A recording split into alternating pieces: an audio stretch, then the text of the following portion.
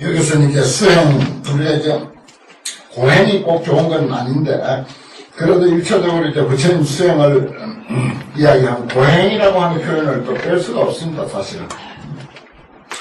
부처님 깨달으면 공중에서 향락 생활이 이게 사람의 바람직한 삶이 아니다라고 생각을 해서 버리고 반대인 고행의 삶으로 접어들었죠. 고행도 6년간 해보니까 그것도 사람으로서 그게 이제 꼭 바람직한 삶은 아닌 것을 이제 알게 되죠. 그래서 이제 소위 그 고행도 향락도 아닌 중도적인 삶을 말하자면 천명하게 되는 그런 일반적인 우리 불교 상식을 알고 있습니다. 한데 그렇더라도 부처님의 6년간의 수행은 거의 8, 90%가 고행의 세월이었다. 이런 표현을 하잖아요. 그게 얼른 우리 가슴에 와닿고 쉽게 이해가 됩니다. 그래서 여기서 이제 고행이라고 말했어요. 광대고행 개수습하사대. 광대한 고행을 다 수습했다. 이래야정근 무형태. 밤이든 낮이든, 가나 오나 앉으나서나 낮이나 밤이나 간에 열심히 수행해서 게으름이 없었다. 싫어하거나 게으름이 없었다. 이래야 정근해서 무형태라. 싫어하고 게으름이 없었다.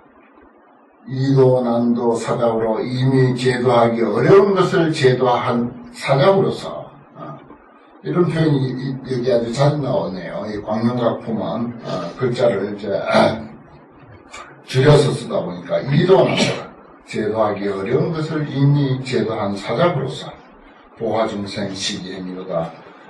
너희 중생들을 제도하시니 이것이 바로 그 행위다. 그 행은 광대고행입니다.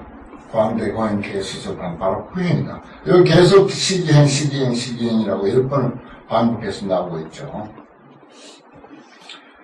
교화 삼독이라 중생유전 애욕해야 중생들은 애욕의 바다에 유전하죠. 그렇습니다.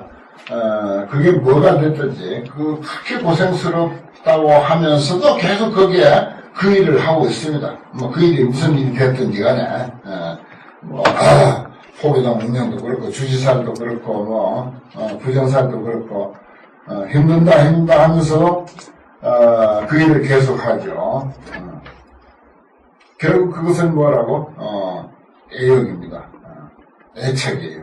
여기 애욕하면 조금 이제 가래 같은 것도 포함됩니다만은 흔히 그냥 일반적으로 애착이라고 하면 제일 쉽습니다.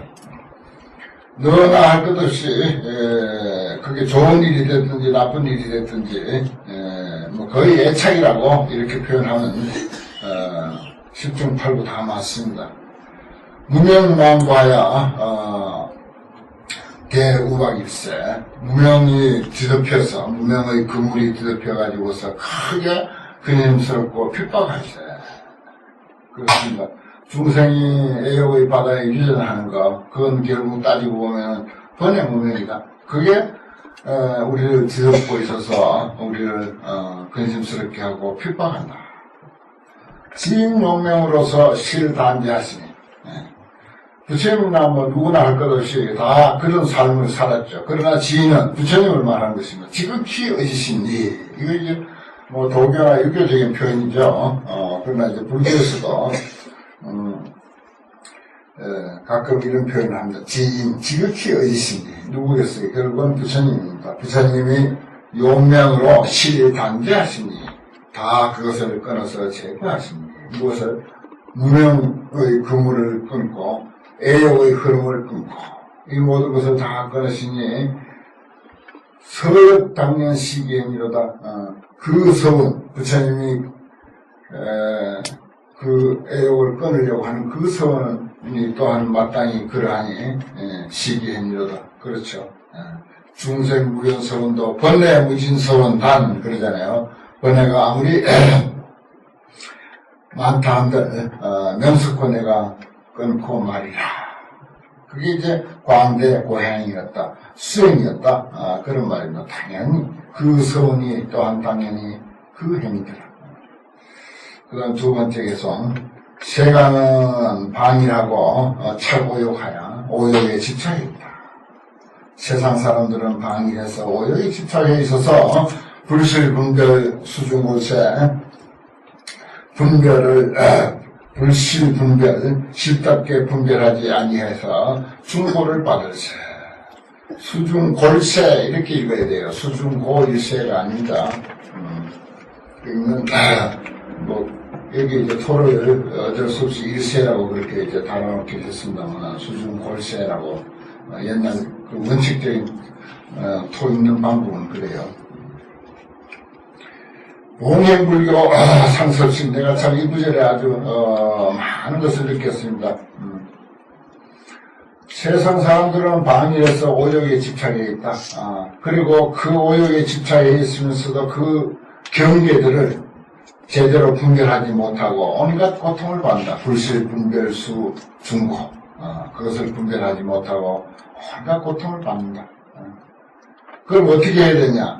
봉행불교 상섭심. 불교가 뭐예요? 마음 관리하는 거다 이 말이에요. 봉행불교 상섭심. 난 참 이 구절 보고는 아주 정말 감동받았습니다. 뭐 이게 처음 듣는 말은 아닙니다. 불교는 자기 마음 관리다. 봉행불교, 불교를 봉행하는 것은 항상 마음을 거둬들이는 것이다. 한마음 관리 잘하면 그냥 그게 불교예요. 한마음 관리 섭심이라고 했지만 섭심이라고 하는 말 속에는 모든 그 마음에 대한 의미를 다 가지고 있습니다. 뭐 달마스님처럼 관심일법이 총섭지행이다. 마음 하나 관찰 잘하면 관심선들이죠. 초기에서는 관심선입니다. 관화선도 아니고 목조선도 아니고 관심선이었어요. 마음 하나 관찰하는 그것이 모든 수행을 다 포섭하고 있다. 모든 수행은 뭡니까? 육바라밀을 말하는 거죠. 육바라밀 내지 주문을 외운다든지 경을 읽는다든지 뭐 좌선을 한다든지 화두를 둔다든지 일체 것이 다 마음 하나 관찰하는데 다 포섭입니다. 마음 하나 관찰 속에 그 수행이 다 있다. 이런 표현을 합니다. 또 우리가 일반적으로 이해하기 쉽게 한 마음 하나 잘 관리하면은 행복은 그 가운데 있다. 그렇죠. 뭐 어떤 상황이 닥치더라도 내가 거기에서 마음을 어떻게 쓰느냐에 따라서 그게 좋을 수도 있고 나쁠 수도 있고 행복일 수도 있고 불행일 수도 있고 천당일 수도 있고 극락일 수도 있고 얼마든지 그럴 가능성이 있습니다. 또 불교는 한마음 깨닫는 일이다. 우리 아주 편한 표현으로 그렇게 합니다. 사실입니다. 마음 하나 제대로 깨달아보면 끝이에요. 봉행 불교 상섭심. 이 구절 하나 우리가 정말 제대로 마음에 새겨야 합니다. 여기는 뭐 타일 변명의 여지가 없어요. 봉행 불교 상섭심. 불교 공부한다는 게 뭐냐? 마음 관리하는 것이다. 그 마음 관리 제대로 못하면 그건 불교 공부 제대로 못하는 거죠. 그건 그 누구도 여기는 변명의 여지가 없는 구절이 아닐까 그런 생각을 합니다. 참 좋은 말이죠. 봉행 불교 상섭심. 불교를 봉행하는 일, 그것은 항상 마음을 거둬들이는 일이다. 서도사의 시기행위로다 맹세로서 서원으로서 여기에 제도하니 이것을 건너니가니 이것을 이룬다 이 뜻입니다. 이때 도자는 상섭심하는 것을 성취하고 그걸 내 공부로 완성시켜가는 것 그게 도자예요. 건널 도자는 그런 의미가 많습니다. 예를 들어서 고해를 걷는다 하면 고해를 다 이제 벗어나는 것이고 지혜를 걷는다 하면 지혜를 완성하는 것이고 완성이라고 번역을 하잖아요. 도자를. 시기행이다. 바로 광대고행 부처님이 처음에 수행하신 그 광대고행이 그것이다. 세 번째 개송. 중생차가 입생사야. 중생들이 아예 집착해서 나라고 하는데 집착해서 입생사 생사에 들어간다. 아상, 인상, 중생상, 수자상. 아가 제일 우선이죠. 아가 있고, 그 다음에 아소가 있고, 나의 것이 있고, 그리고 그 외에 뭐 온갖 것이 다 벌어집니다. 아가 근본이에요. 거기에 집착하면서부터 그냥 84,000 집착이 다 벌어지는 거 아닙니까? 궁극적으로 생사에 들어가서 구기 변제 불가득이 있어요. 그 끝을 찾아볼래야 찾을 길이 없더라. 끝도 없습니다. 나 중심으로 우리는 뭐 어떨 경우에 뭐 약간 1차 견성 정도 했다고 생각도 하고 도통도 했다고 치고 한번 착각이 됐든 간에 아니면 뭐 초견성 정도 해서 실제로 그든지 간에 아무튼 약간 그런 비슷하게 착각 속에 빠져 있기도 하고 그렇습니다. 좋은 착각이죠, 그런 게. 그리고 불교에 몸담고 그만한 세월 보냈다면은, 한 번씩 착각으로라도 수행이 어느 정도 됐다고 여길 수도 있는 것이고, 도도 어느 정도 한 반은 깨달았다고 착각할 수도 있어요.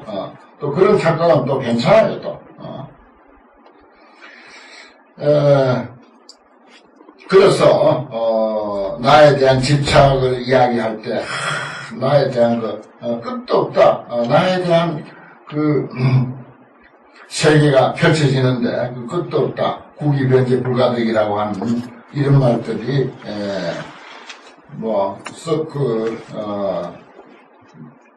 수긍하지 못하고 좀 어쩌면 좀 거리를 두고 싶은 그런 내용이지만은 깊이 따져보면 또 여기에 해당되지 않는 사람은 아무도 없어요. 참 끝도 없습니다. 나라고 하는 문제에 얽매여서 보사열의 횡모법하야 널리 열애를 섬겨서 묘복을 얻어. 열애를 섬겨 묘복을 얻어서 위피 선설하니 시기인이로다. 그들을 위해서 중생들이 아예 집착해서 끝없이 그 악연 속에 헤매고 있는 그러한 것들을 위해서 법을 선설하시니 바로 이것이 그 힘이더라. 중생무호하며 병소전으로 중생이 의지함이 없어 믿을 데가 없어. 그리고 그러한 그 병이 얽힌 바로서 상악취, 기섬독하여 항상 악취에 빠져서 삼독을 일으켜요. 탐진치 삼독뿐만 아니라 온갖 독을 다 일으키죠. 일으켜서 마치 대화 맹염이 소열일세 큰 불이 맹렬하게 타올라가지고 항상 다 온 세상을 태우는 것 같다. 그렇습니다. 삼독의 불이 일어나면은 걷잡을 수가 없죠.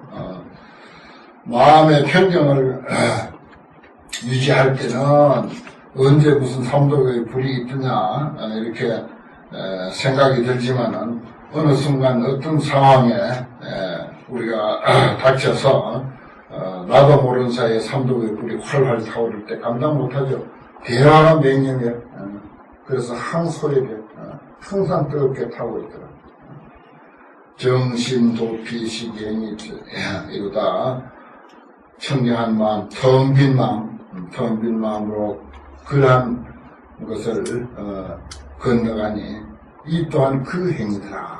광대고행이더라. 그런 말입니다. 그 다음 중생욕 실정도하여 중생들이 미혹해서 정도를 잃어버려. 바른 길을 잃어버렸다. 잃어버려서 상행, 사경, 이방튀길세 항상 삿된 길을 다니면서 어두운 집으로 들어갈세. 어두운 집. 그래서 우리가 지혜를 이야기할 때 그 반대로 어리석음을 이야기하는데 어리석음은 꼭 그 어두함, 현상에서 그 비유를 들자면은 어두운 모습하고 중생 마음이 어두운 어리석음하고 똑같기 때문에 그래서 어두움으로 많이 표현하지 않습니까?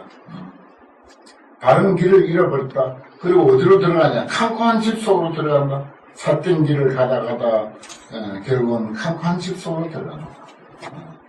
어리석으면 캄캄한 집으로 들어간다. 유피에 대한 정법 등하여 그들을 위해서, 그런 사람들을 위해서 크게 정보의 등불을 밝힌다. 연자는 밝힌다. 불화 있는 것하고 같이 씁니다. 대연, 집을 대연각이라고 하고 그래 지어놓으면 불이 나게 돼 있지. 대연. 불탈 연자하고 같거든요. 불을 할 연자가 아니라 이건 이렇게 되면 불탈 연자입니다. 대연 정법 등, 정법의 등불을 크게 밝힌다. 정법의 등불을 크게 밝히사. 영작 조명 시기행위로다. 영원히 조명을 지으니 환하게 밝힌 그 조명을 지은다. 그것이 바로 이 행위다. 일단 수행, 광대 고행이다 이거예요. 고행을 해야 된다는 것입니다. 그 이름 참 잘 지어야 돼요. 그래서 우리는 세속 이름 아무리 잘 지었다 해도 다 버려버리고 불명을 갖잖아요. 좋은 아주 불명. 불명을. 우리나라에서 이름 짓는데 제일 중요한 게 뜻보다도 대연이란 뜻보다도 이름이 음이 더 중요한다. 음이 더 중요해요. 그 다음에 두 번째 뜻이다. 그 음을 그게 내가 말씀드렸나? 어느 전에 가니까 어떤 보살님이 계세요. 이제 내가 쭉 이렇게 이름을 보살님은 이름이 뭡니까? 이름 뭡니까? 하고 물어보니까 어떤 보살님이 이름 밝히기를 아주 꺼려해. 뜻은 참 좋은데 하고 그래. 그럼 뭔데 그러냐 하니까 묘할 묘자 지혜지자 행할행자야. 묘지행. 참 뜻좋죠. 묘할 묘자 지혜지자 묘지. 이건 부처님의 깨달음의 지혜를 유명한 지혜라고 하는데 근데 묘지행이라고 해놓으니까 갈 때가 물론 글로 가지. 누구나 다 묘지로 가지만은 그래도 그렇게 지을 게 아니라는 거야. 내가 참 듣고 보니 그렇더라고요. 뜻은 아무리 좋다 하더라도 우리 음에 묘지행 해놓으면 그게 뭐예요 그게.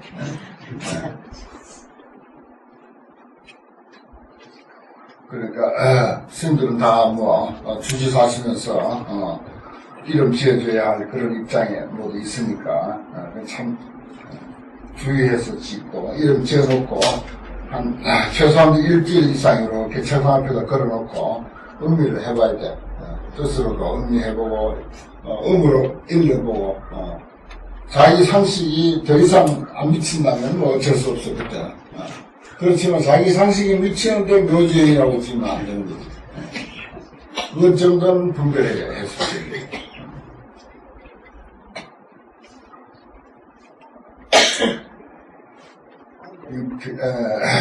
중생표의 제유하여 중생들이 제유의 바다에 표익한다. 떠다니면서 빠졌다 나왔다 빠졌다 나왔다 하는 게 표익이에요. 유해 모든 존재의 바다 그렇습니다. 이 중생 병통을 쭉 열거했네요. 애욕의 바다에 흘러다니고 오욕에 집착하고 그 다음에 나라고 하는데 집착하고 그 다음에 의지함이 없다는 거 아무것도 의지함이 없는 거 우리는 들어오자마자 상기의 해가지고 부처님들부터 의지하도록 그냥 말뚝을 딱 박아놓고 그 말뚝에 목을 메고 있잖아요. 상기라고 하는 말뚝에다 이렇게 확실하게 의지할 때가 있어야 되는데 그 다음에 중생이 또 미혹했다. 여긴 또 중생이 존재의 바다에 떠다닌다. 중생의 표익 제유해 모든 존재의 바다에 떠다녀서 우원한 무에 불같이 일세 그 근심스럽고 고난 어려움이 끝이 없어. 가히 없어서 불같이 일세 어디 취할 곳이 없어. 있을 곳이 없어. 어디든지 있는 데마다 존재의 바다에 떠다니는 그런 입장이니까. 위피, 흥교, 대법선 하사, 그들을 위해서, 부처님이 그들을 위해서 대법선을 흥교했다, 지었다. 큰 배를 만들었다, 이 말이에요. 대법의 큰 진리의 배를 흥교, 만들었어요. 참 표현들이 참 너무너무 좋죠. 이 중생들의 어떤 고통에 허덕이는 그런 모습들, 원인들, 상황들, 이런 것을 쭉 소개를 하는데, 존재의 바다에 떠다닌다, 침몰하고 있으니까, 그들을 건지려면 어떻게, 큰 배가 있어서 그 큰 배에다가 모두 건져 실어야 되는데, 그 배는 뭐라? 큰 진리의 배다. 진리의 배다. 대법선. 이렇게 표현했습니다. 큰 진리의 배를 만들어서 거기에 다 태운다. 계령득도 시기행위로다. 다 그들로 하여금 제도를 얻게 하는데, 그들에게 제도를 얻게 하는데, 그것은 바로 뭐라고? 광대고행, 수행이다. 이 말입니다. 우리가 수행하지 않아. 부처님도 수행을 해서 그렇고, 우리도 또한 수행하지 아니하면 이제 그런 큰 배를, 만들 수가 없죠. 우리나라 전체를 다 실을 수 있는 그 정도의 배. 그 정도의 배. 또 이제 중생 병성을, 여기서 무지라고 했네요. 중생이 무지하냐 불견본. 중생무지 불견본에서. 여기 중생무지는 근본을 보지 못하는가. 본래의 모습, 본래의 나를 보지 못하는 것을 중생무지라고 그렇게 표현했습니다. 미혹강치 험난중세, 미혹해서 어리석고 미친 듯이 험난한 가운데, 아주 험난한 가운데 정말 미친 듯이 그렇게 돌아다닌다 이 말이에요. 왜냐? 자기 자리를 모르니까. 불견본, 본이 뭡니까? 자기 본심이죠. 자기 본심 모르면 그렇게 험난한 세상을 떠돌아다니는 거죠. 마치 연야 달다가 자기 머리 가지고 있으면서 어느 순간 머리가 없다라고 이렇게 착각을 해가지고 내 머리 못 봤냐고 하면서 온 시중을 돌아다니는 거. 그게 근본을 잃어버렸다는 것이죠. 불견본, 근본을 보지 못했다. 자기 근본자리 모르면은 우리는 아무리 명예가 높고 부귀영화를 누린다 하더라도 미혹이요 치왕이다. 험난 중에서 그냥 헤매는 것에 불과하단 말이에요. 세속적인 가치하고는 전혀 다른 거죠. 삶의 길이. 그래서 부처님이 애민피, 부처님이 그들을 애민히 여기사 근법교, 법의 다리를, 진리의 다리를 건립했다. 진리의 다리를 건립했으니 정념, 영성, 시행이다. 정념, 바른 생각으로 거기에 오르게 했다. 법의 다리에, 법의 교랑, 진리의 교랑에 오르게 합니다. 이것이 바로 그 행위다. 수행이다 하는 것입니다. 정념하면 이제, 우리가 이제 팔정도에도 있는 정념이죠. 중도입니다, 중도. 어디에도 치우치지 아니한 생각. 어디에도 치우치지 아니한 견해. 그 팔정도는 무조건 중도다. 이렇게 이제 이해를 해야 되는데, 팔정도를 설명할 때 우리 초지불교에서도 설명할 때 꼭 중도로 설명을 해야 돼요. 그 중도로 설명하는 것 중에 제일, 극적으로 이해하기 쉬운 게 정명입니다, 정명. 모순명자. 그건 이제 생존 방법이거든요, 생존 방법. 그걸 정명이라 합니다. 이제 이걸 이제 중도로 이해 못하는 사람들은 도둑질 하지 말고, 베풀기만 하고, 착하냐고, 살생 같은 건 절대 하지 말고, 무조건 살리는 직업만 갖고, 이렇게 설명한다고요. 도덕적으로는 아주 맞죠. 도덕적으로는 맞는 말입니다. 근데 중도는 도덕하고는 관계없어요. 도덕적인 그런 그 관념을 초월한 것이 중도입니다. 살인, 사형 집행하는 만나이도 직업이야. 사형 집행하는 사람도 있어야 된다고. 그건 정명이야. 바른 직업이라고. 그런데 도덕적으로 정명을 설명하는 사람들은 그런 건 해서는 안 된다 그러거든. 그런 건 해서는 안 된다. 백정도 정명이야. 백정도 정명이야. 그것도 그 사람으로서 정당한 직업이야. 그렇게 이해해야 된다. 중도라는 건 그런 거예요. 그 도덕적으로 보면 안 맞지. 그런 팔정도를 이제 그런 차원으로 이해를 해야 되는데, 그 뭐 이것저것 도덕적인 그 기준을 딱 세워놓고 거기서 피해 가려니까 어디 피해 가십니까 그게? 안 피해 가지는데. 정념영상 법의 벼랑에 법의 다리에 올라가는데 정념으로 올라가야 된다 이 말입니다. 그 다음에 8번째 견제 중생 제흠도 모든 중생들을 보니까 흠도에 있어. 아주 흠한데 올라가 있어. 흠한데 올라가 있으니까 뭐라고? 노병사고가 상핍박하고 늙고 병들고 죽는 고통. 노병사고. 우리가 사고할 때 어쩔 수 없어서 생로병사 생자를 넣지만은 사실 생은 어떻게 되는지 몰라요. 태어남이라고 이게 해석을 하면은 태어날 때 뭐 고통인지 뭔지 압니까? 노병사가 이제 진짜 고통이죠. 노병사. 노병사고가 항상 핍박하고 있다. 수제 방편 무한량하사 모든 방편을 닦아서 한량이 없었다. 끝없는 방편을 계속 닦아서 서당 실도 시기행이로다.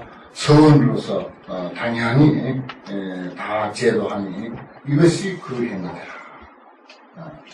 그러니까 여기는 번뇌무진서원단 법문무량서원하 불동상서원서 사홍서원이 여기에 다 적용이 되는 그런 내용인데 그 중에서도 번뇌무진서원단 그것이 제일 많이 포함되겠습니다. 왜냐 과음대 고행이라고 했으니까